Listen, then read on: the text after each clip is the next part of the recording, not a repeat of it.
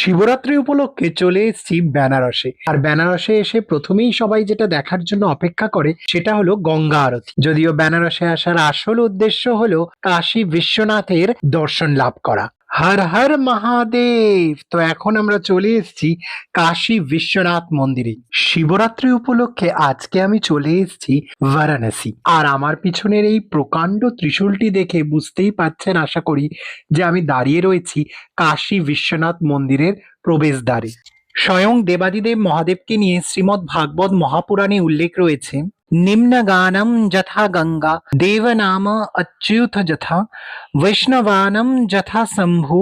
অর্থাৎ যেমন গঙ্গা সর্ব নদীগণের মধ্যে শ্রেষ্ঠ, ভগবান অচ্যুত মানে বিষ্ণু সর্বদেবগণের মধ্যে শ্রেষ্ঠ, এবং ভগবান শম্ভু মানে শিব বৈষ্ণবগণের মধ্যে শ্রেষ্ঠ।